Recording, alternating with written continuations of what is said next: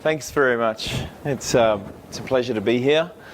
It's quite a long way from Western Australia where there are floods at the moment. Australia's a funny continent. We've got heat waves on one end and floods on the other. That's sort of a bit like America, I suppose, similar size. It's been fun to run the workshop. It's always a privilege to work with people who are suffering from pain and to hear their story and to kind of try and set them on a journey. And that's kind of been my great interest. As a researcher and a clinician, I kind of sit in these two worlds. One is the world of research where we have a hypothesis and you investigate.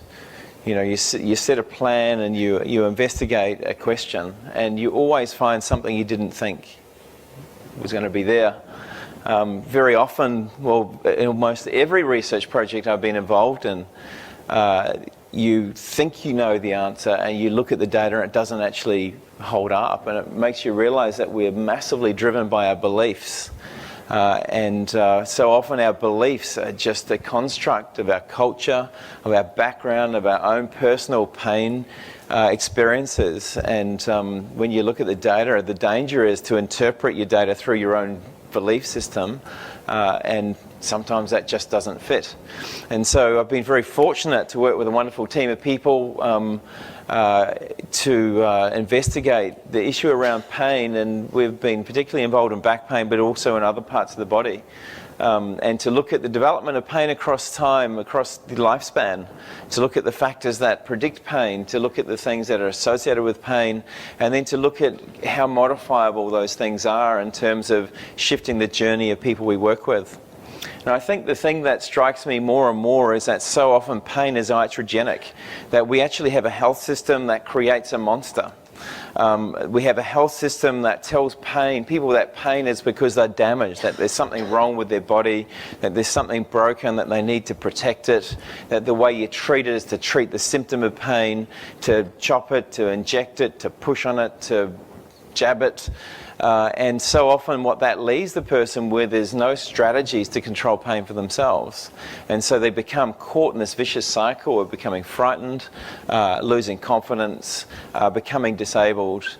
And so often they fall back on the things that they're told, which is to protect their bodies, to guard their bodies, and it leaves them trapped. It's pretty sobering when you start listening to the stories of people with pain, because you'll hear that the devastation that can have on people's lives, on their mental health, on their social capacity, their work capacity, and that can set a trajectory that for many people they can't get off.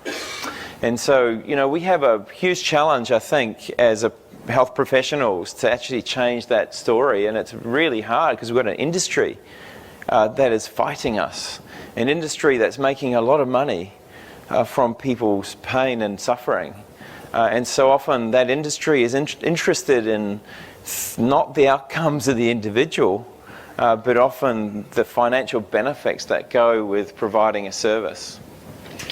So with that in mind, I want to share you the story of a man who I saw a couple of years ago. And this was interviewed by one of our health reporters on our national radio. His name was Martin.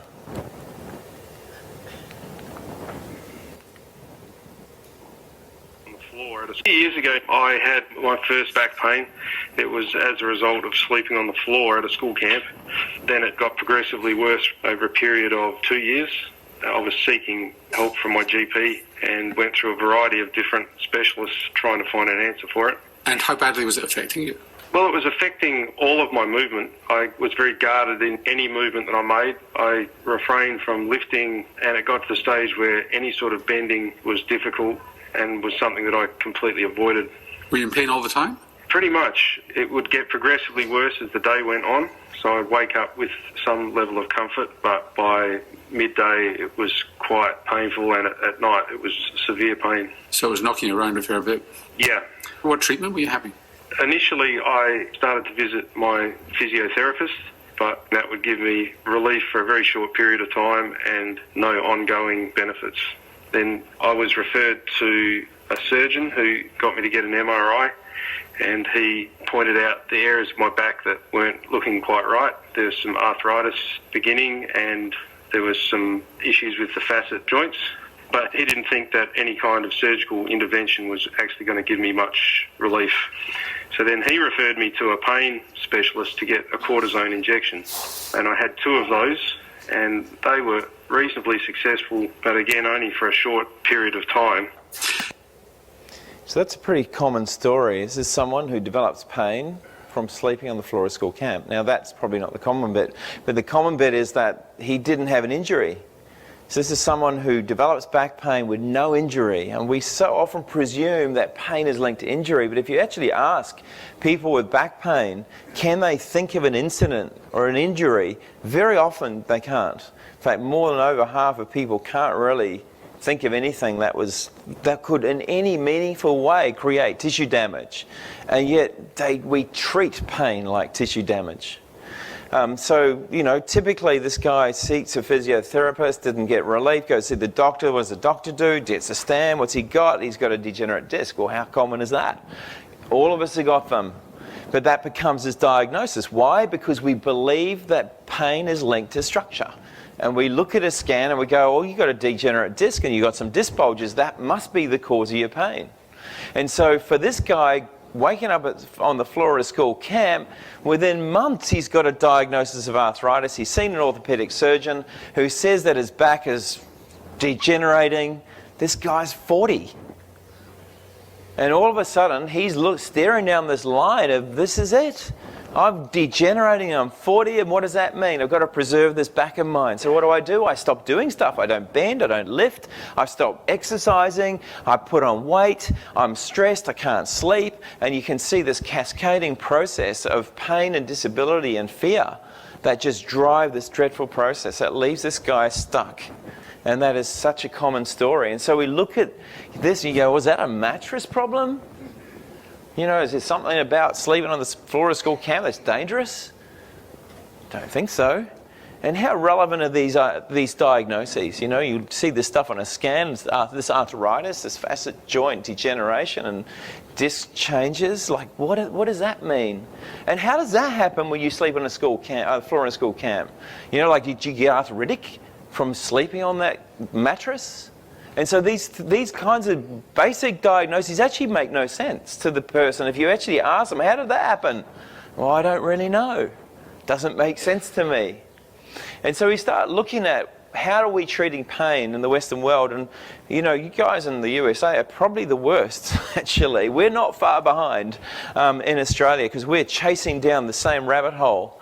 But if you look at the data around management of back pain, it's really disturbing. We have exponential increase in the amount of MR imaging for back pain. What is that telling us? It's telling us that we're finding stuff on scan we're blaming on pain. How predictive of those findings? They're not. What you see in a scan does not predict accurately how much pain you feel or how disabled you are or even your future history of back pain in any meaningful way. We have an increase in the opioid prescription rates, like to a ridiculous amount. We are actually creating legalized addiction. We've got pushers who are actually prescribers.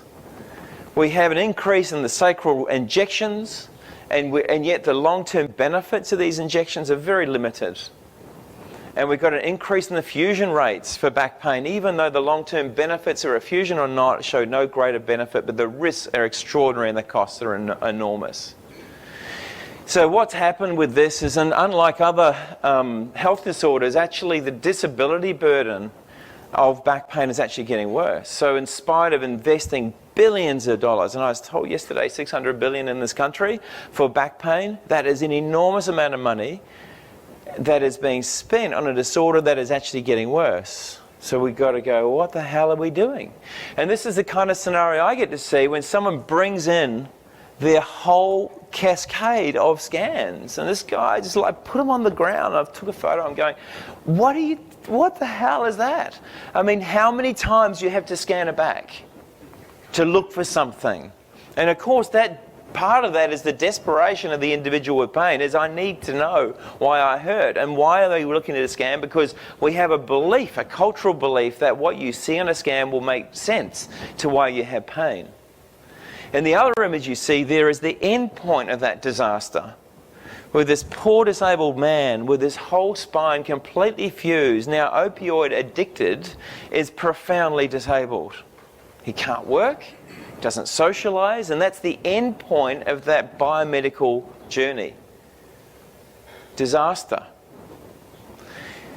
So no wonder we see, when you look at health disorders, all health disorders, back pain is the largest burden for disability of all health disorders. Of all health disorders, number one, that pops up. So where does it all begin?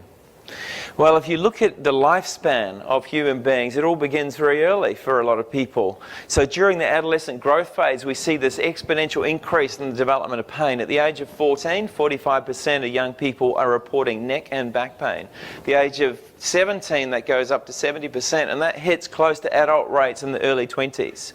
We see these groups tracking through. If you track kids at the age of 14, around 10% are already reporting persistent back and neck pain, and that group tracks through right into early 20s. We see that that trajectory of disabling pains hitting around 30%. So at the age of 17, around 20% of these young people are taking time off school, are taking drugs for their pain, are avoiding physical activity. They've got significant impairments. This is not an adult disorder. This is a disorder that can develop very early, and we start seeing this at that point in time. And the burden is held greater in females than in males. So we've tracked this through from adolescence into adulthood, and you see these trajectories. There's a trajectory, an increasing trajectory, a decreasing trajectory, and a continual trajectory that goes right through. And interestingly, what we see is an escalation in the amount of healthcare seeking as people go through into adulthood. There's an escalation in the amount of medication they take, the time off work and school, the functional impairment and the activity impairment that goes with it. So what we see is this emergent problem of pain, where we start managing pain by doing what? Avoiding stuff. Work, activity, taking drugs, seeking healthcare. And we see an increasing burden of that develop over that period of time. So we're not doing a good job even with the kids.